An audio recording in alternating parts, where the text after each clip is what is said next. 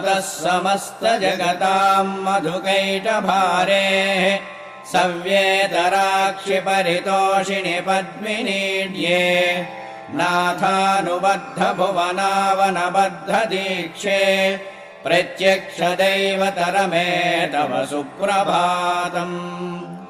छायेऽखिलाश्रितवरप्रदकल्पकल्पे विश्वाप्तधामनिलयामलदिव्यभासे